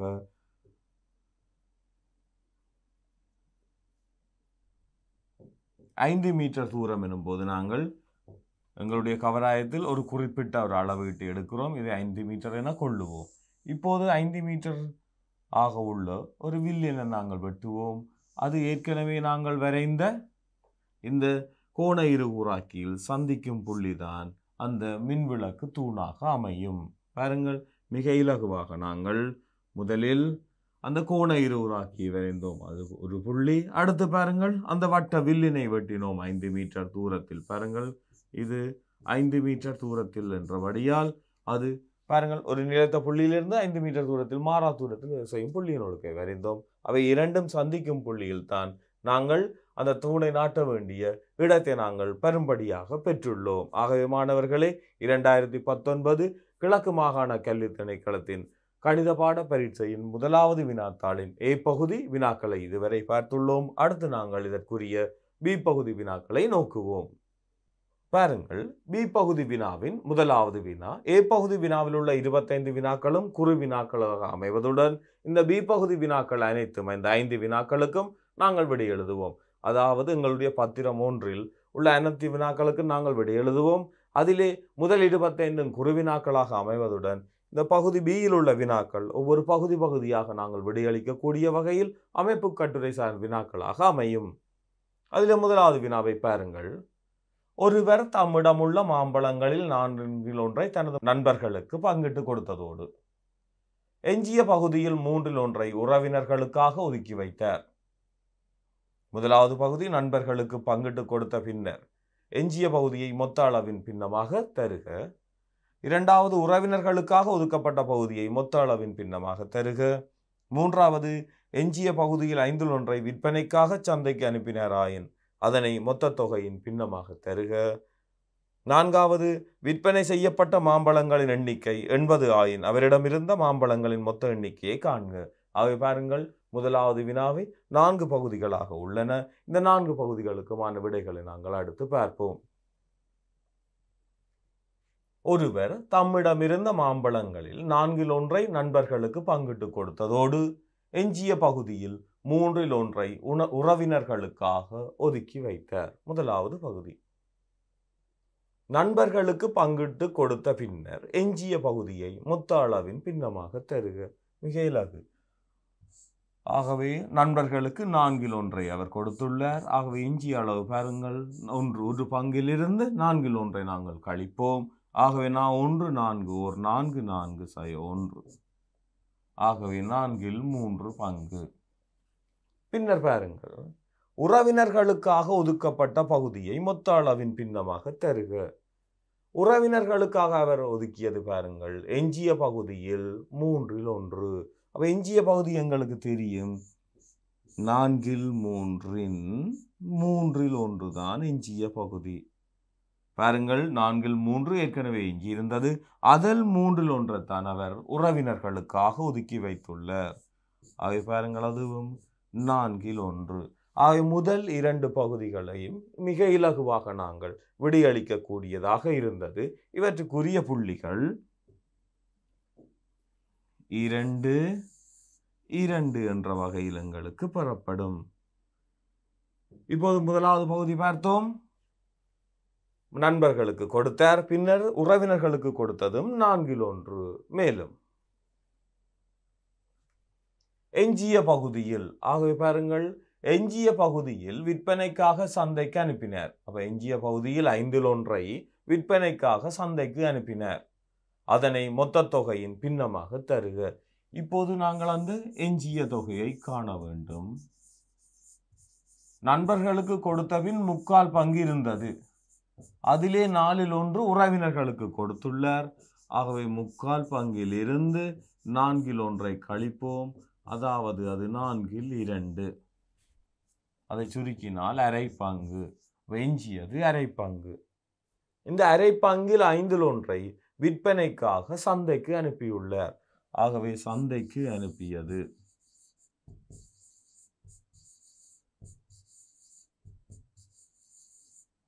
சந்தைக்கு அனுப்பியது மாணவர்களே.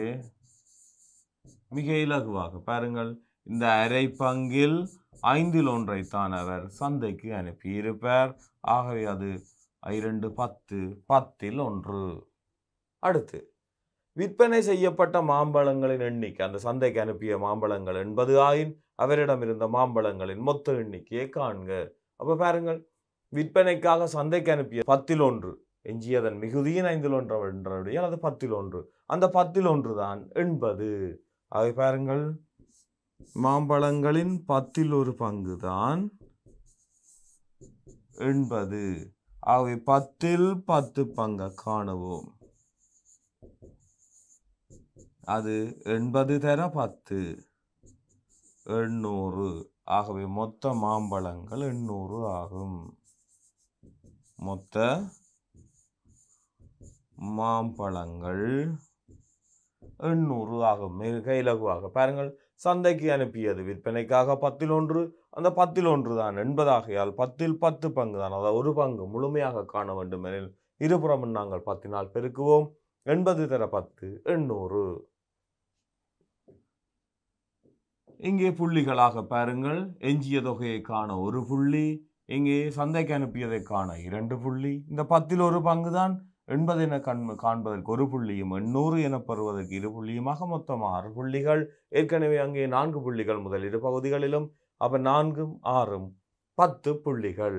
ஆகவே நாங்கள் இப்போது பகுதி 1B-யின் முதலாவது வினாவை பார்த்துள்ளோம். அடுத்து நாங்கள் பார்ப்போம் இந்த பகுதி 1B-க்குரிய இரண்டாவது வினாவை. பாருங்கள், இப்போது பகுதி 1B-க்குரிய இரண்டாவது வினா. பூங்கா ஒன்றை அழகுபடுத்துவதற்காக தயார் செய்யப்பட்ட நிலப்பகுதி உருவில் காட்டப்பட்டுள்ளது. அந்நிலப்பகுதி ABC என்ற செங்கோண முக்கோண பகுதியையும் ABC எனும் செங்கோண முக்கோண பகுதியையும் 7 மீட்டர் ஆரை கொண்ட ஆரை சிறையையும் கொண்டது. அப்ப பாருங்கள், இதன் ஆரை 7 சென்டிமீட்டர்.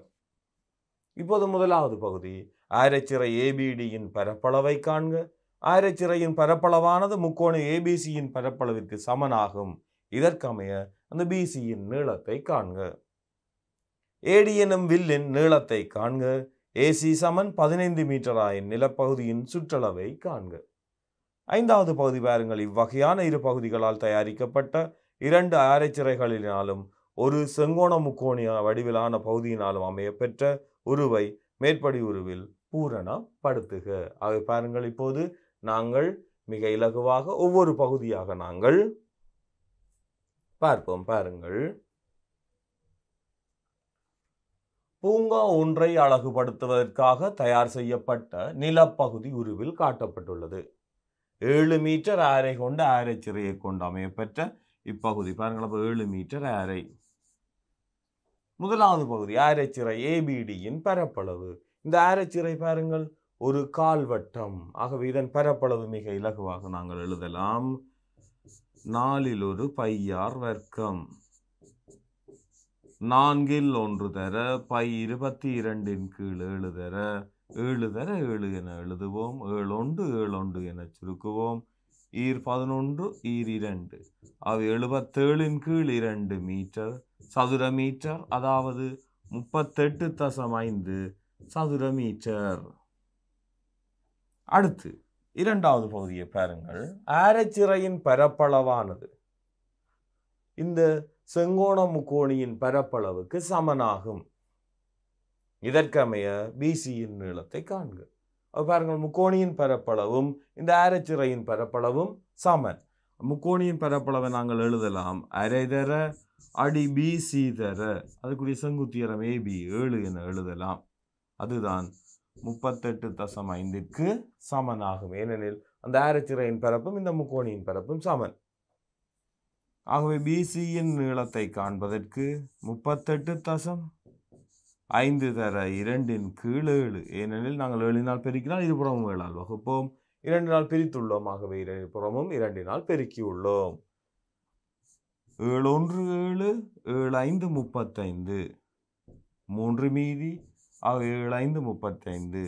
BC சமன் 5.5 தர 2 I2 10 1 மீதி I2 10 1 11 மீட்டர். அதை பாருங்கள், BC-யின் நீளத்தை நாங்கள் கண்டுள்ளோம் 11 மீட்டர். அதை பாருங்கள், இவ்விரு வினாக்களுக்கும் மிக இலகுவாக நாங்கள் முதலில் இந்த கால்வட்டத்தின் பரப்பளவை கண்டோம். அதன் பரப்பளவானது இந்த செங்கோண முக்கோணியின் பரப்பளவுக்கு சமனாகியால் நாங்கள் அவற்றினை சமப்படுத்தி இந்த BC-யின் நீளத்தை கண்டுள்ளோம். இவற்றுக்கு ஒவ்வொரு பகுதிக்கும் 2 புள்ளிகள் வீதம் 4 புள்ளிகள். அடுத்து நாங்கள் இதன் மூன்றாவது பகுதியை பார்க்க உள்ளோம். மூன்றாவது பகுதிக்கு செல்வோம். AD எனும் வில்லின் நீளத்தை காண்க. இங்கே AD எனும் வில்லின் நீளத்தை காண்போம். வில் என்பது ஒரு கால்வட்ட வில். அது பாருங்கள், 4 தர 2πr. ஈர் 1 ஈர் 2 என சுருக்குவோம். அப்ப அரை தர 22 கீழ் 7 தர அரை 7. 7 1 7 7 1. அப்ப ஈர் 1 ஈர் 11. அவை வில்லின் நீளம் 11 மீட்டர். அடுத்து பார்ப்போம். AC 15 மீட்டர் ஆயின் நிலப்பகுதியின் சுற்றளவை காண்க. அப்ப வில்லின் நீளம் தெரியும் 11 மீட்டர். அதே நேரம் பிசியின் நீளமும் தெரியும் 11 மீட்டர். இது 7 மீட்டர். அதை சுற்றி வர கூட்டினோம் எனில் இதன் சுற்றளவை காண முடியும். பாருங்க, இது மூன்றாவது. அடுத்து நான்காவது. 15 சக 11 சக 7 சக 11 5 1 6 6 7 13 1 14 1 மீதி 2 3 4 44 மீட்டர். பாருங்கள், இதன் சுற்றளவினை நாங்கள் மிக இலகுவாக ஏசியின் நீளம் 15 மீட்டர் என தரப்பட்டுள்ளது. இதன் வில்லின் நீளத்தை நாங்கள் கண்டோம் 11 மீட்டர். ஆகவே ஏற்கனவே பிசியின் நீளம் நாங்கள் இந்த பரப்பளவுக்கு சமன் என்பதால் சமப்படுத்தி அது 11 மீட்டர் என கண்டுள்ளோம். ஆகவே சுற்றளவு 44 மீட்டர். இங்கே இதற்கும் ஒவ்வொரு பகுதிக்கும் 2 புள்ளிகள் வீதம் வழங்கப்படும். ஆகவே 2 2 மொத்தம் 8 புள்ளிகள். இன்னும் ஒரு பகுதி இங்கே காணப்படுகிறது. பார்ப்போம் அந்த 5வது பகுதியை.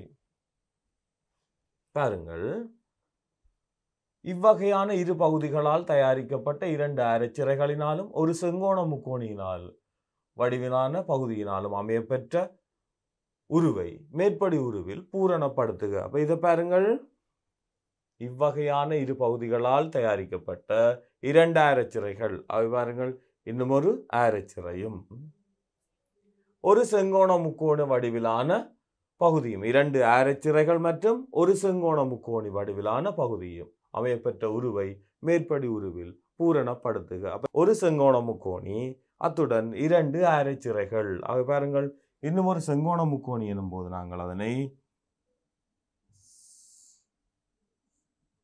இதற்கு சமாந்தரமாக நாங்கள் இங்கே பெற்றுக்கொள்ள முடியும். இன்னும் அரைச்சிறைகள் 2. அவை பாருங்கள், இங்கே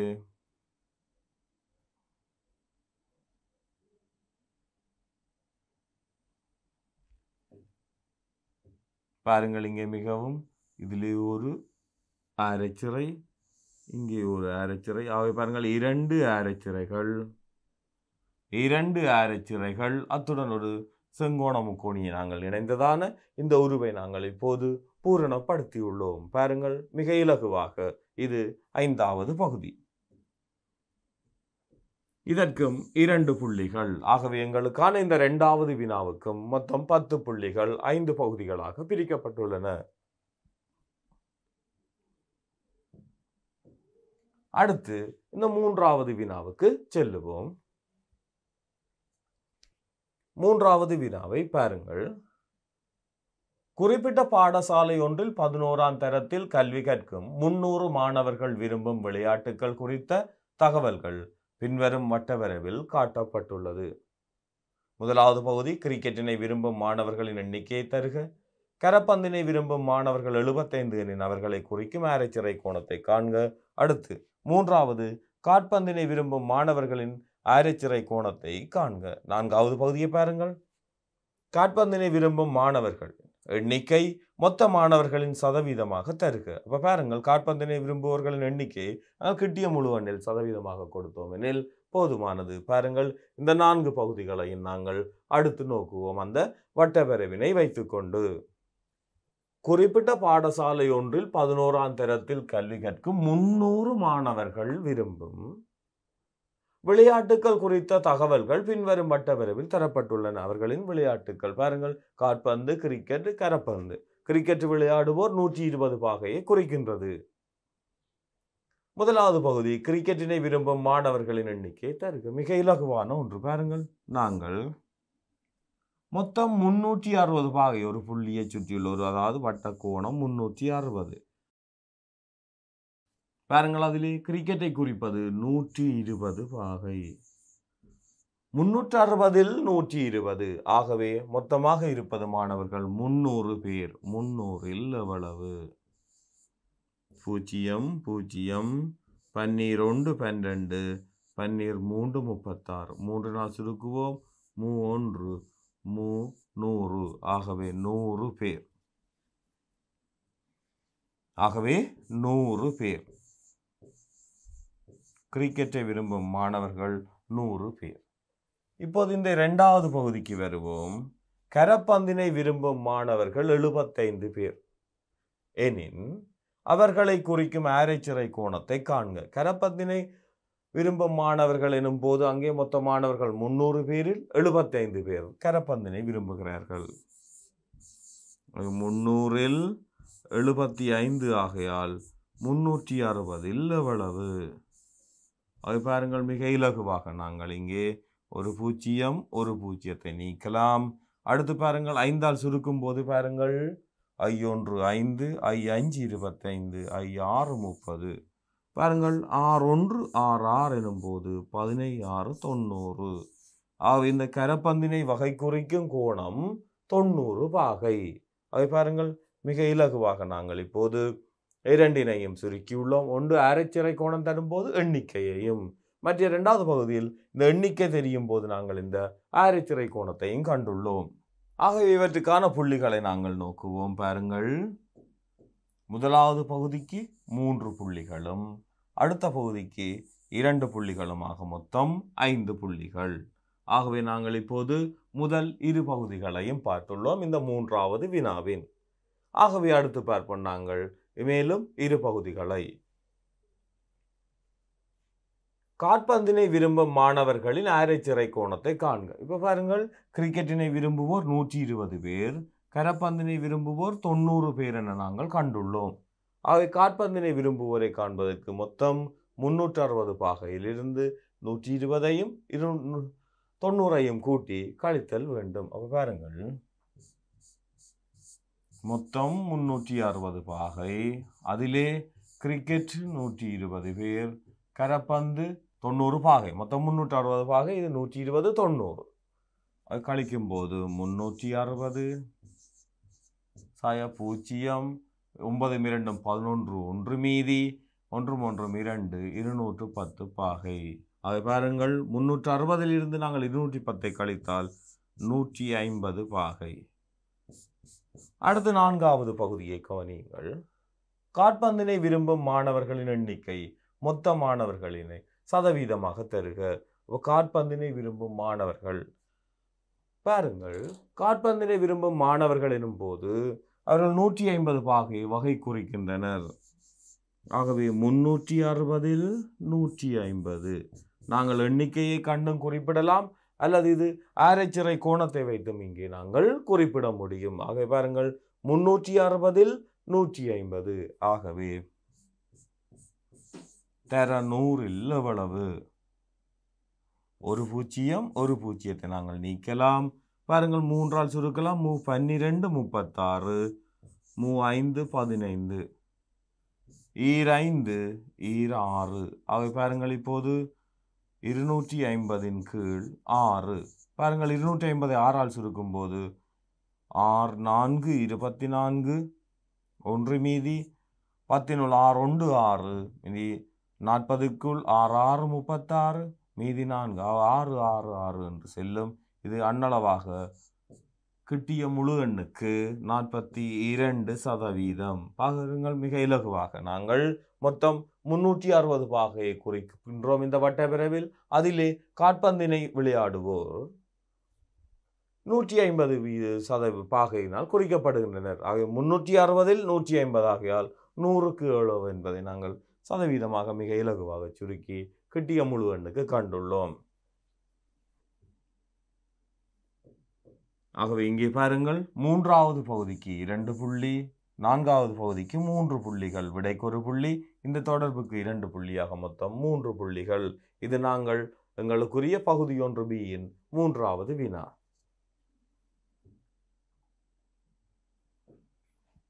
இப்போது நாங்கள் இதற்குரிய 4வது வினாவை பார்ப்போம்.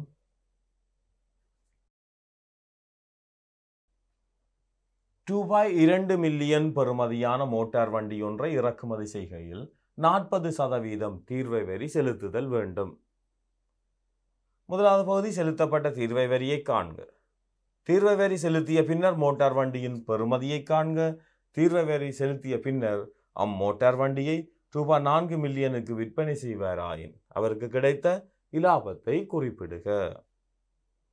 அவரது இலாபத்தை அவர் முதலீடு செய்த தொகையின் சதவீதமாக குறிப்பிடுக. அவை பாருங்கள், இந்த 4வது வினாவின் 4 பகுதிகளையும் நாங்கள் இப்போது பார்த்துள்ளோம். இவை ஒவ்வொன்றாக நாங்கள் விடைகளை பார்ப்போம். ரூபாய் 2 மில்லியன் பெறுமதியான மோட்டார் வண்டி ஒன்றை இறக்குமதி செய்கையில் 40% தீர்வை வரி செலுத்துதல் வேண்டும். ஆகவே செலுத்தப்பட்ட தீர்வை வரியை காண்க. அப்ப பாருங்கள், மொத்தம் 2 மில்லியன் தர 100ல் 40%. 2 பூஜ்ஜியங்களை நாங்கள் நீக்குகின்றோம். ஆகவே ரூபாய் 0 0 0 இன்னொரு 0 அங்கே 40 பெருக்குகின்றோம் 80 800,000 ரூபாவினை தீர்வை வரியாக நாங்கள் செலுத்துகிறோம். தீர்வை வரி செலுத்திய பின்னர் மோட்டார் வண்டியின் பெறுமதி எவ்வளவு? 2 மில்லியன் ரூபாவுக்கு வாங்கிய மோட்டார் வண்டிக்கு 800,000 ரூபாய் தீர்வை வரி. ஆகவே அதன் பெறுமதி 2,800,000 ரூபாய். ஆகவே பாருங்கள், முதலில் தீர்வை வரியை கண்டோம். அதன் பின் அதன் பெறுமதி தீர்வை வரியுடன் அந்த மோட்டார் வண்டியின் பெறுமதியை நாங்கள் கூட்டுவோம். 2,800,000 ரூபாய். இங்கே முதலாவதுக்கு சமன்பாட்டுக்கு 2 புள்ளி, விடைக்கு 1 புள்ளி. இங்கே 2 புள்ளியாக மொத்தம் 5 புள்ளிகள். இப்போது பாருங்கள், முதல் 2 பகுதிகளையும் பார்த்துள்ளோம். அடுத்து 3வது பகுதி. தீர்வை வரி செலுத்திய பின்னர் அம்மோட்டார் வண்டியை ரூபாய் 4 மில்லியனுக்கு விற்பனை செய்வாராயின் அவருக்கு கிடைத்த லாபம். அவை விற்ற விலையில் இருந்து அவருக்கு செலவான மொத்த தொகையை கழிக்க வேண்டும். அவை 4 மில்லியனில் இருந்து 2,800,000 நாங்கள் கழிப்போம். அது கழிக்கும் போது பாருங்கள், ரூபாய் 0 0 0 0 0 10ல் 8 போனால் 2 1,200,000 ரூபாய் அவருக்கு இலாபமாக கிடைத்துள்ளது. இப்போது பாருங்கள், அவரது இலாபத்தை, அதாவது இந்த 1,200,000 ரூபாவை முதலீடு செய்த தொகை, அதாவது பாருங்கள், அவர் 2 மில்லியன் ரூபாவினைத்தான் இதுக்கு முதலீடு செய்துள்ளார். அதன் சதவீதமாக குறிப்பிடுவோம். பாருங்கள், அவரது முதலீடு 2 மில்லியன், அதற்குரிய லாபம் 1,200,000. ஆகவே அதனை சதவீதமாக நாங்கள் குறிப்பிட வேண்டும். 5 பூஜ்ஜியங்கள் 5 பூஜ்ஜியங்கள், இதில் ஒரு பூஜ்ஜியம், இங்கே ஒரு பூஜ்ஜியம், 1 6 6 தர 10 60%. பாருங்கள், அவருக்கு கிடைத்த இலாபம் 60%. 2 மில்லியன் ரூபாய் முதலீடு செய்து அதிலே 1,200,000 ரூபாய் லாபம் அடைந்துள்ளார். ஆகவே அவரது லாப சதவீதம் 60% ஆகும். இங்கே பாருங்கள், இந்த 3வது பகுதிக்கு 2 புள்ளிகளும் 4வது பகுதிக்கு இந்த சமன்பாட்டுக்கு 2 புள்ளியும் விடைக்கு 1 புள்ளியுமாக மொத்தம் 3 புள்ளிகள். எங்களுடைய இந்த 4வது வினா 10 புள்ளிகள். இப்போது நாங்கள் பாருங்கள், முதல் 4 வினாக்கள் பி பகுதியின் 4 வினாக்களையும் பார்த்துள்ளோம். அடுத்து 5வது வினாவை நோக்குவோம்.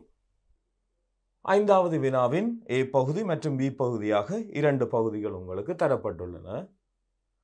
ஏ பகுதியில் பரீட்சைக்கு தோற்றிய மாணவர்களின் தகவல்கள் பின்வரும் வெண்வரி படத்தில் காட்டப்படுகிறது.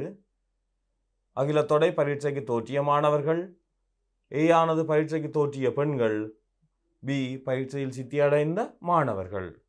பரீட்சையில் சித்தியடைந்த பெண் பிள்ளைகளின் எண்ணிக்கை யாது? 2வது பகுதி வெண்வரி படத்தில் நிலற்றப்பட்ட பகுதியால் குறிக்கப்படுவோர் யாவர்? 3வது பகுதி நிலற்றப்பட்ட பகுதியினை தொடை வடிவில் குறிப்பிடுக. அடுத்து பி பகுதியை பார்ப்போம். பையொன்றில் சிவப்பு நிற பவளங்கள் 3ம் நீல நிற பவளங்கள் 2ம் உள்ளன. எழுமாற்றாக பவளம் ஒன்றை வெளியில் எடுத்து அதன் நிறத்தை குறித்த பின்னர் அதனை மீண்டும் பையிலிடாமல் மீண்டும் ஒரு பவளம் எடுக்கப்பட்டது. மேற்படி நிகழ்ச்சிக்கான மாதிரி வழியை மரவரி படத்தில் காட்டுக. மேற்படி அந்த மரவடி படத்திற்கு அமைய 2 தடவைகளும் ஒரே நிறமான பவளங்கள் கிடைப்பதற்கான நிகழ்தகவை காண்க. முதலாவது தடவை சிவப்பு பவளமும் 2வது தடவை நீல நிற பவளமும் கிடைப்பதற்கான நிகழ்தகவை காண்க. ஆகவே பாருங்கள், நாங்கள் இந்த 5வது வினாவினை முழுமையாக நாங்கள் முழுமையாக நாங்கள் இப்போது பார்த்துள்ளோம். இவற்றின் ஒவ்வொரு பகுதியாக அடுத்து பார்ப்போம். பாருங்கள், 5வது வினாவின் ஏ பகுதி. பரீட்சைக்கு தோற்றிய மாணவர்களின் தகவல்கள் பின்வரும் விண்வெளி படத்தில் காட்டப்படுகிறது. அகிலத்தொடையானது பரீட்சைக்கு தோற்றிய மாணவர்களையும் ஏ என்பது பரீட்சைக்கு தோற்றிய பெண் பிள்ளைகளையும் பி என்பது சித்தி அடைந்த மாணவர்களையும் குறிக்கின்றது. பரீட்சையில் சித்தி அடைந்த பெண் பிள்ளைகளின் எண்ணிக்கை யாது? பாருங்கள், இவர்கள் பெண் பிள்ளைகள். அதிலே சித்தி அடைந்தோர் 30 பேர். இங்கே அதிலே 12 பேர் பெண் பிள்ளைகள் அல்லாத. ஆகவே ஆண்கள் 12 பேர் சித்தி அடைந்துள்ளனர். அவை எஞ்சியது 18 பேர். அவை 18 பெண்கள் சித்தி அடைந்துள்ளனர். அடுத்து, வெண்வெளி படத்தில் நிழற்றப்பட்ட பகுதியால் குறிக்கப்படுவோர் யாவர்? நிழற்றப்பட்ட பகுதி பாருங்கள், சித்தி அடைந்தோரா இருக்கிறார்கள், பெண் பிள்ளைகள் அல்லாதவர்கள். ஆக என்ன? சித்தி அடைந்த ஆண் பிள்ளைகள்.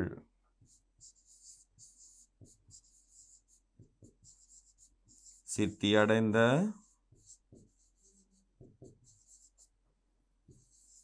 ஆண் பிள்ளைகள்.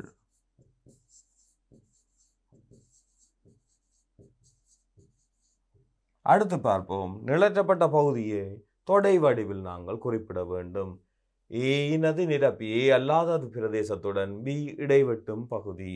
அதை பாருங்கள், ஏயினது நிரப்பியும் பியும் இடைவெட்டும் பிரதேசம். மிக இலகுவாக நாங்கள் இந்த 3 பகுதிகளையும் பார்த்தோம். இது 5வது வினாவின் ஏ பகுதி தொடைகளுக்குரியது. இவற்றுக்குரிய புள்ளிகள் பாருங்கள், 1 1 இங்கே 2 என்ற வகையில் மொத்தம் 4 புள்ளிகள். இப்போது நாங்கள் இதற்குரிய பி பகுதி வினாக்களை நோக்குவோம். பி பகுதியில் முதலாவது பகுதி பாருங்கள்.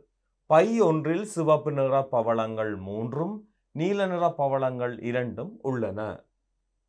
எழுமாற்றாக பவளம் ஒன்றை வெளியே எடுத்து அதன் நிறத்தை குறித்த பின்னர் அதனை மீண்டும் பையில் இடாமல் மீண்டும் ஒரு பவளம் எழுமாறாக எடுக்கப்பட்டது. மேற்படி நிகழ்ச்சிக்கான மாதிரி வழியை மரவரி படத்தில் காட்டுக.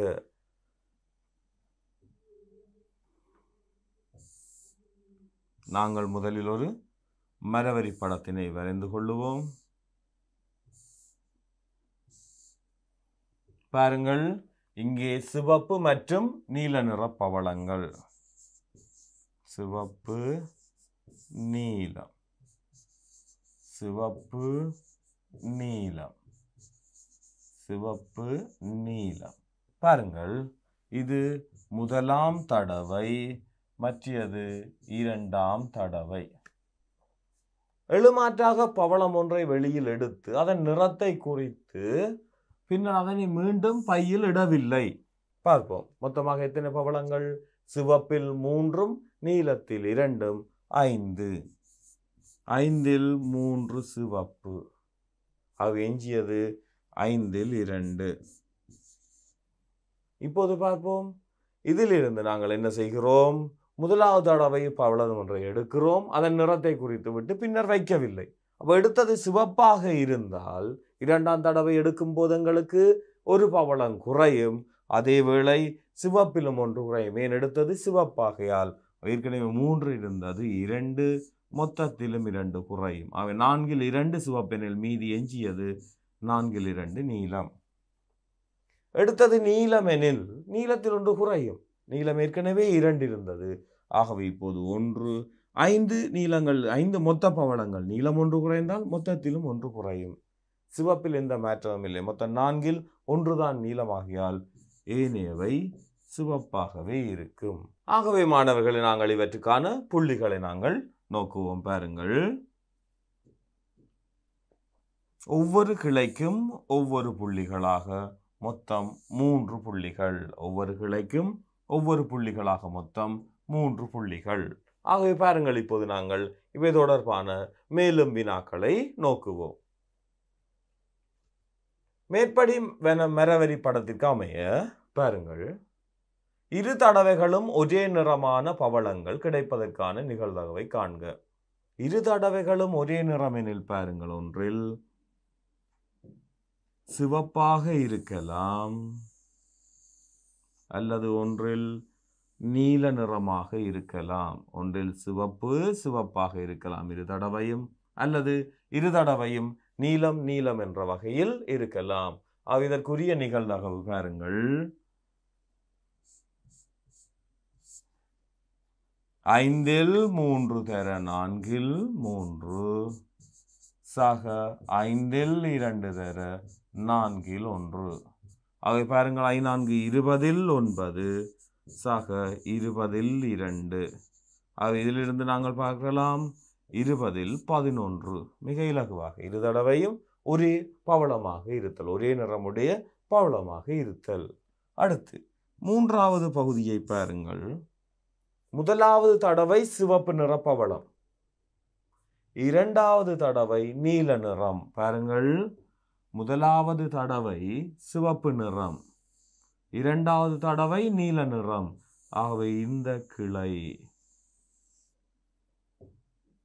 மிக இலகுவாக பாருங்கள், முதலாவது தடவை சிவப்பும் இரண்டாவது தடவை நீல நிறமும் கிடைப்பதற்கான நிகழ்தகவு பாருங்கள். 5 3 தர 4 2 20 6. சுருக்கலாம் அல்லது அவ்வாறு எழுதலாம். 10 3. பாருங்கள், இந்த இரு பகுதிகளையும் நாங்கள் முதலாவது பகுதியை பார்த்தோம், இரு தடவைகளும் ஒரே நிறம் கொண்டதாக. அடுத்த இரண்டாவது தடவை பார்த்தோம், முதலாவது சிவப்பு இரண்டாவது நீலம் என. ஆகவே இவற்றுக்கான புள்ளிகள் இந்த முதலாவது பகுதிக்கு 2 புள்ளிகளும் இரண்டாவது பகுதிக்கு 1 புள்ளிகளுமாக. பாருங்கள், ஏ பகுதியில் அந்த தொடைகளுக்கு 4, முதலாவது பகுதிக்கு 3. ஆக 7 3. இப்போது 4 3 7. இப்போது இங்கே 3 7 3 10. ஆகவே இந்த 5வது வினாவுக்கு மொத்தம் 10 புள்ளிகள். ஆகவே மாணவர்களே, நாங்கள் இதுவரை கிழக்கு மாகாண கல்வி திணைக்களத்தின் 2019ஆம் ஆண்டுக்குரிய கணிதம் 1 வினாத்தாளின் ஏ பகுதி மற்றும் பி பகுதி வினாக்களுக்குரிய விடைகளை நாங்கள் பார்த்துள்ளோம். ஆகவே இவ்வாறான வினாத்தாள் தான் உங்களுக்கான இறுதி பரீட்சைக்குரிய வினாத்தாள்களாக வரும். எனவே இவற்றினை கூர்ந்து அவதானித்து பயிற்சிகளை செய்து பாருங்கள்.